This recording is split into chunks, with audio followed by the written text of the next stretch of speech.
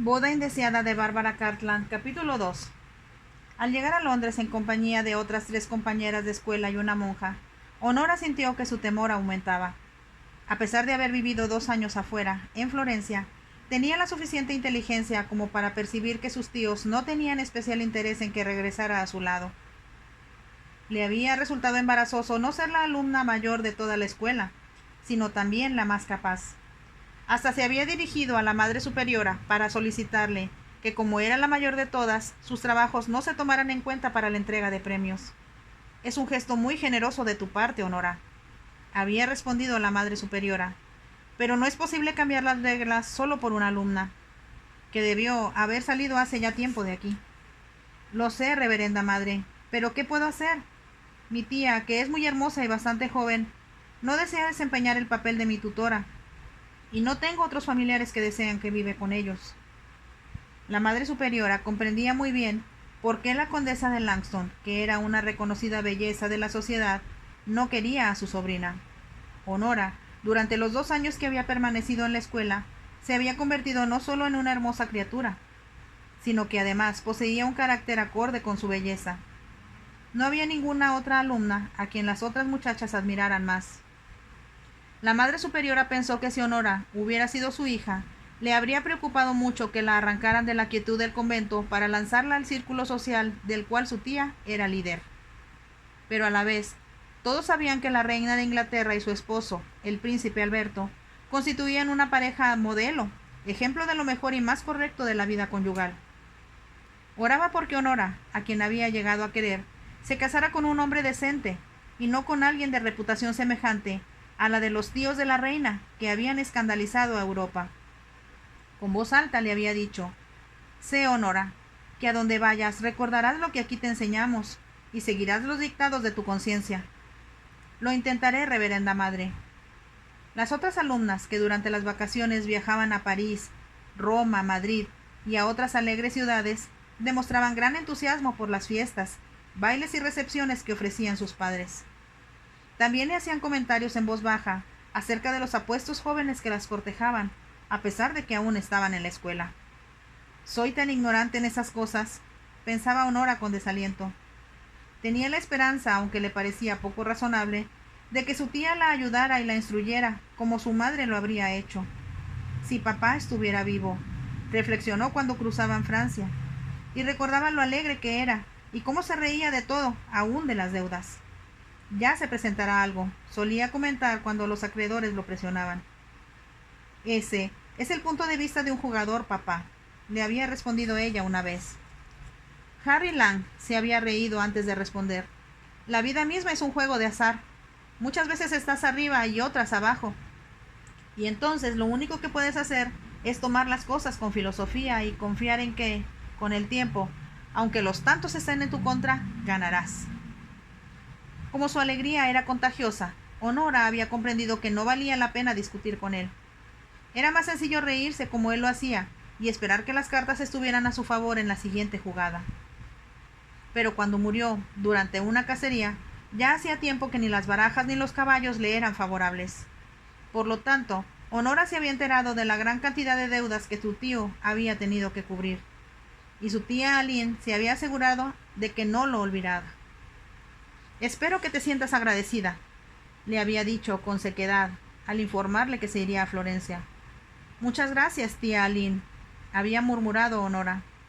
«A tu tío le cuesta mucho dinero educarte en una de las mejores y más caras escuelas para señoritas de Europa. Supongo que sabes qué tipo de institución es». Como Honora leía bastante y su madre le había educado bien, sabía que las jóvenes pertenecientes a las familias aristocráticas de Francia e Italia asistían a escuelas para señoritas. En ellas no solo se dictaban materias académicas, también se aseguraban de prepararlas para que fueran excelentes anfitrionas en el mundo social. La enseñanza incluía pintura, idiomas como francés, alemán e italiano, lecciones de pianoforte, equitación y baile.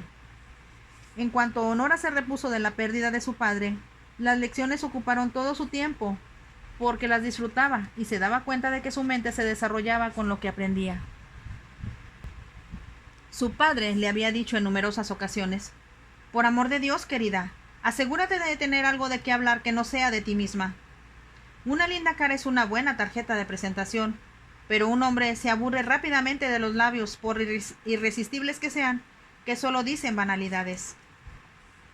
Después de la muerte de su madre, Honora había observado con cuidado a las hermosas mujeres que se mostraban más que dispuestas a consolarlo. A diferencia de las jóvenes de su edad, ella no sentía celos, ya que sabía que ocupaba un lugar en el corazón de su padre que nadie jamás podría disputarle. Apresúrate a crecer, muñeca, le había dicho él, para que podamos divertirnos juntos, pero debo advertirte que seré un acompañante muy estricto. No tengo intenciones de permitir que te persiga el tipo de hombre equivocado. ¿Y cuál es, papá? Harry Lang lo pensó unos segundos antes de responder. Supongo que si no fuera tu padre, eso podría aplicarse a mí. Oh, no, papá. Es verdad. Debes evitar a los hombres que solo buscan diversión, no matrimonio, y a quienes se casarían únicamente por dinero o por ascender en la escala social. Nadie podría cortejarme por ninguna de esas dos razones. No, queridita. Pero, aunque se muestren fascinados por tu rostro, debes asegurarte de que buscan algo más.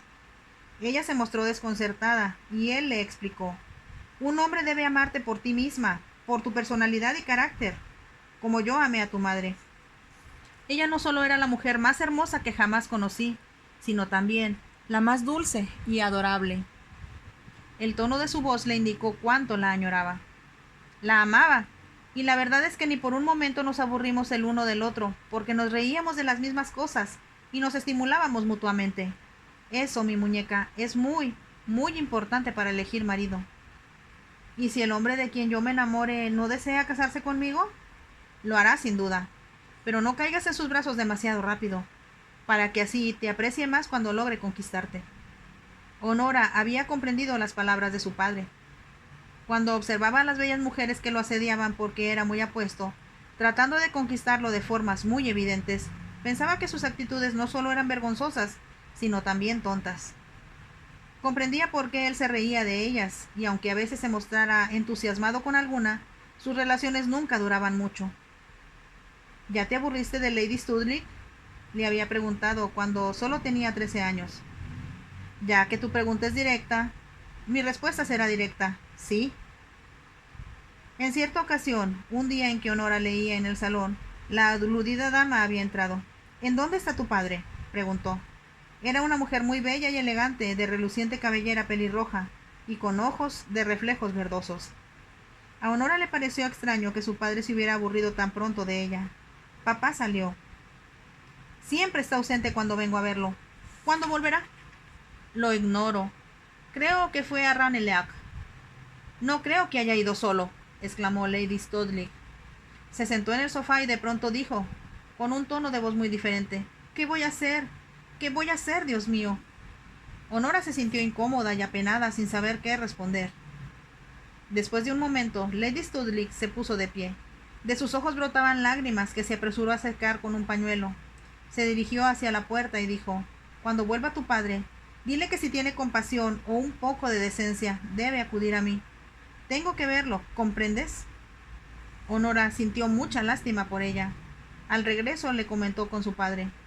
No tenía derecho a venir a perturbarte. Hay mujeres que no pueden comprender cuando se acaba el juego. Pero lloraba, papá.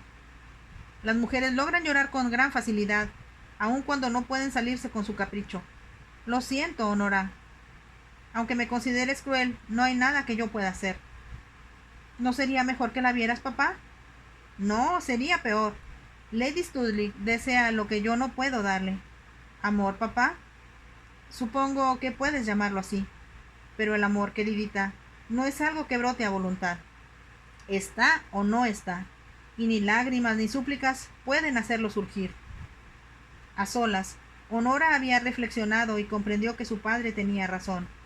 Los sentimientos no pueden forzarse, había concluido, y con el amor sucede lo mismo.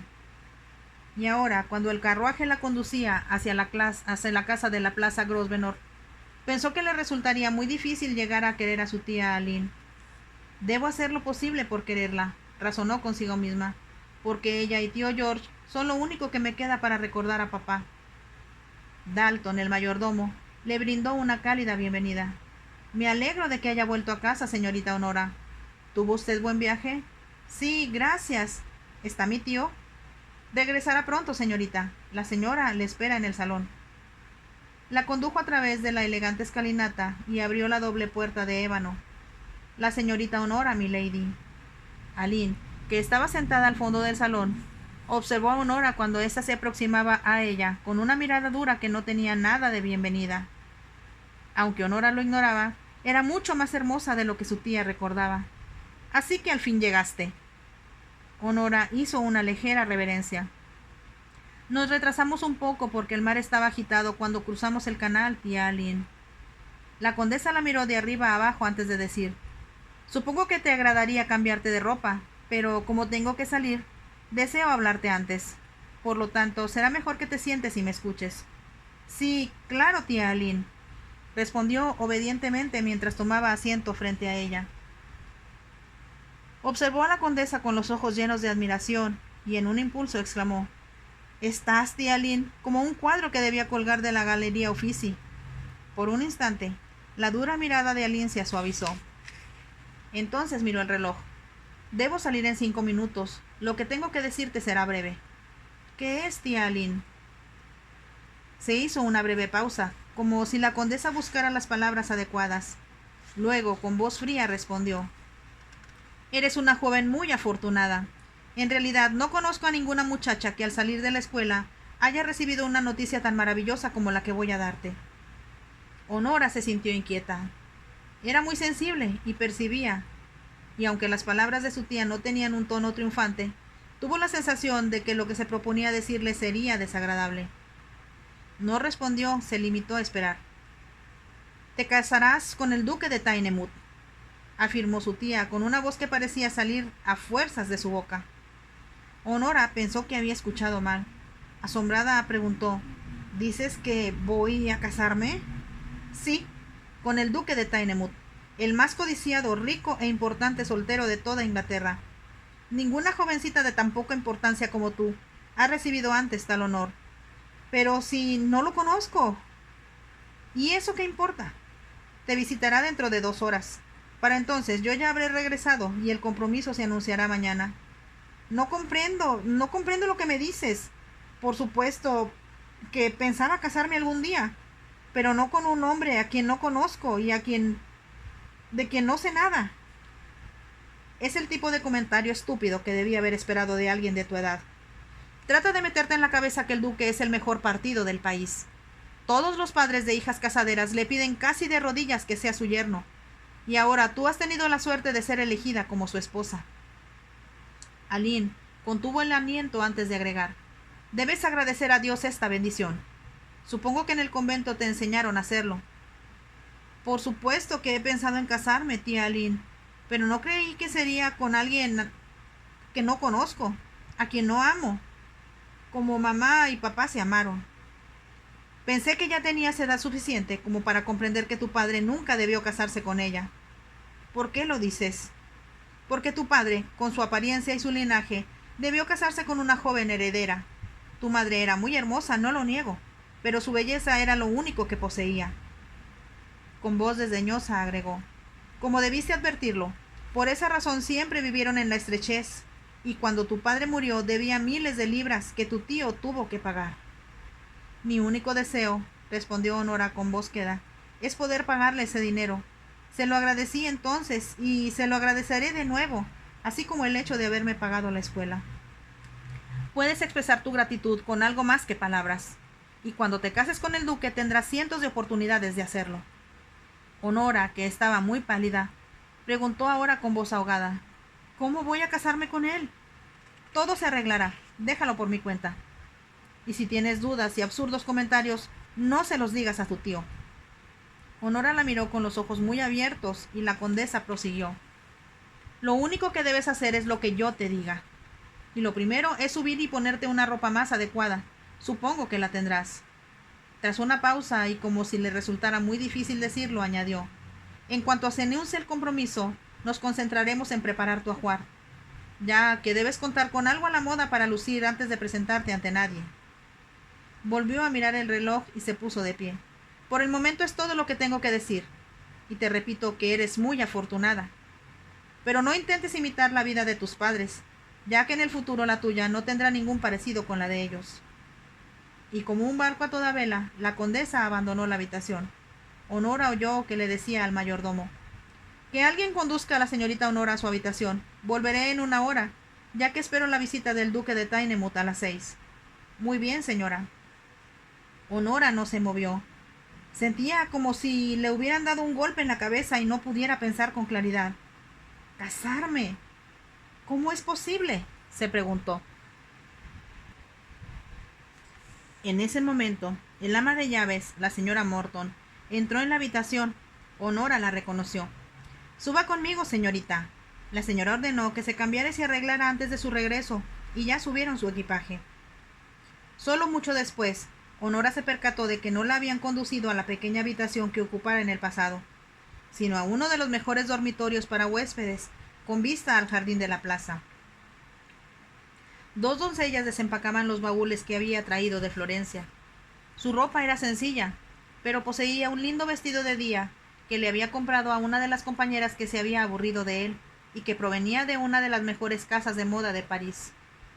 Era un modelo muy juvenil, de seda azul claro, con falda muy amplia y ceñida en la cintura.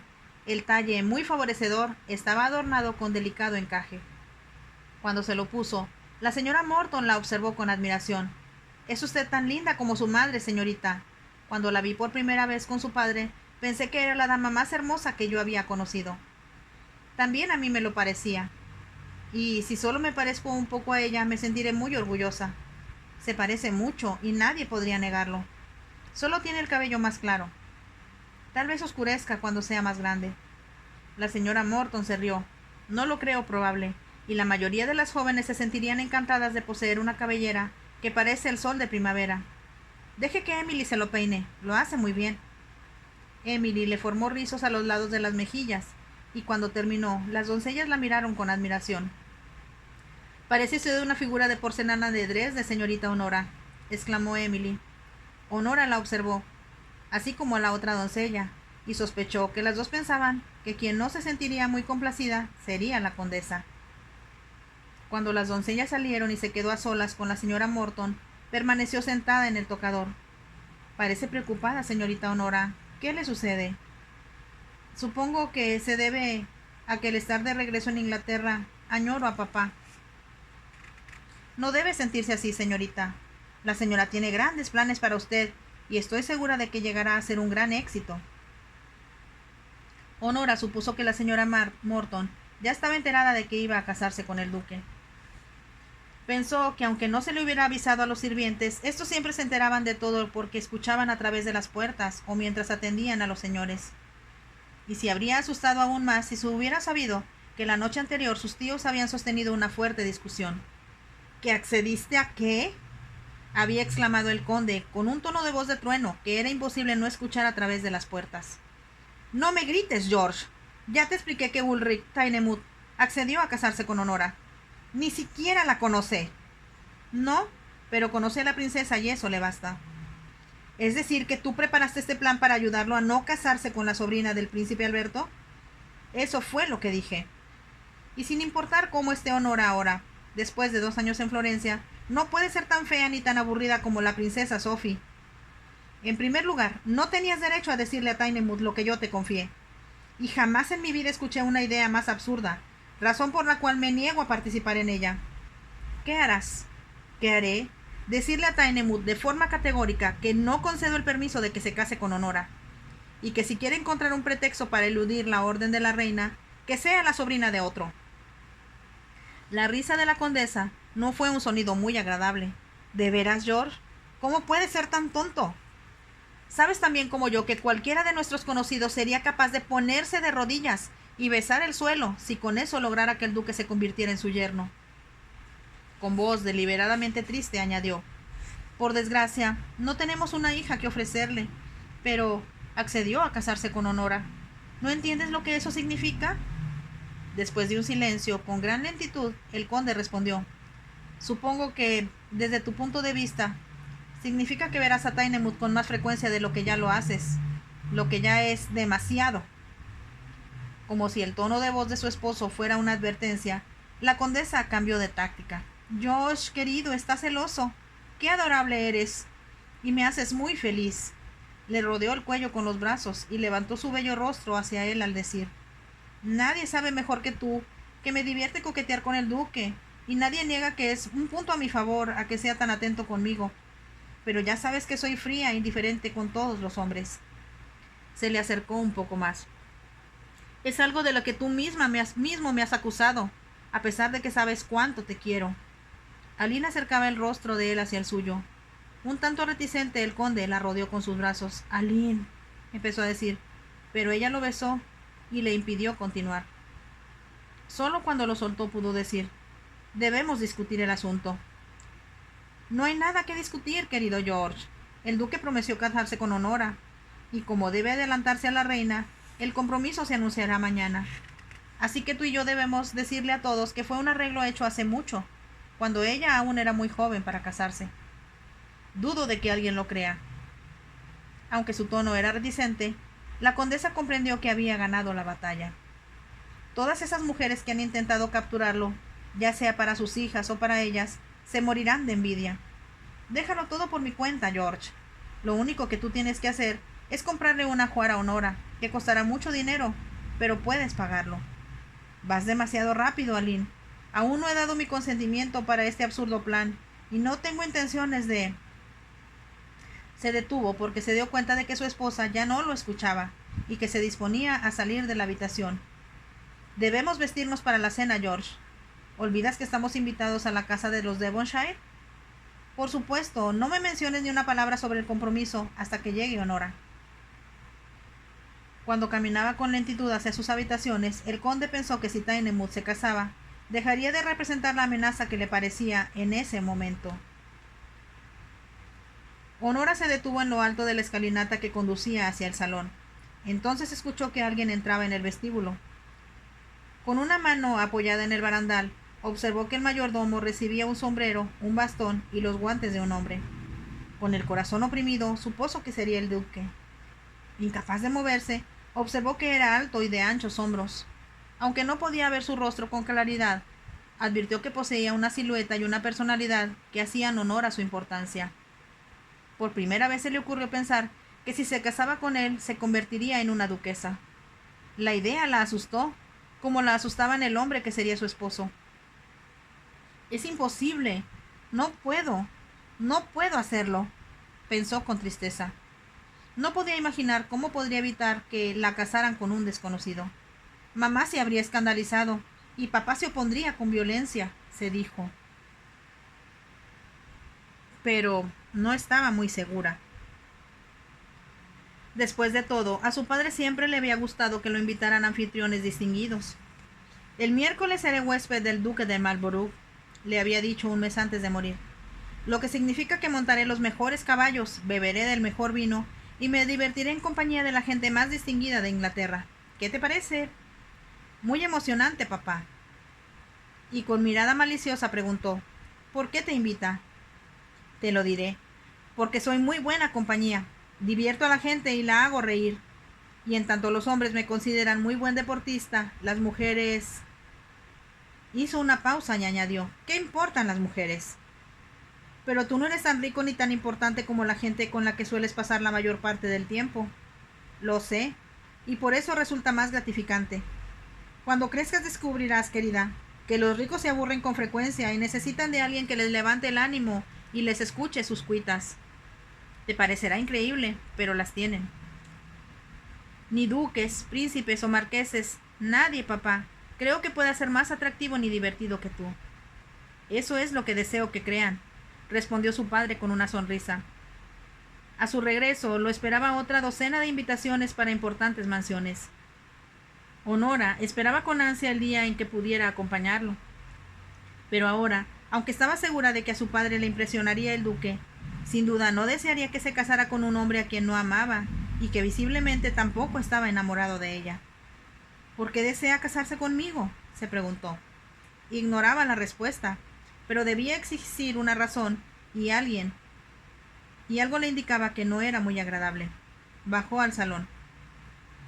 cuando Dalton abría la puerta para que ella pasara, tuvo la sensación de que entraba en un escenario para participar en una obra, de la cual no se sabía el argumento y ni siquiera se sabía si se trataba de una comedia o de un drama. Al entrar en la habitación, vio que su tía estaba de pie al fondo, junto a la chimenea, con la mirada fija en el duque, que se encontraba a su lado. Era evidente que entre ellos existía una amistad muy estrecha. Ignoraba cómo lo sabía. Era como si vibrara en la atmósfera, y estaba segura de que eso era cierto.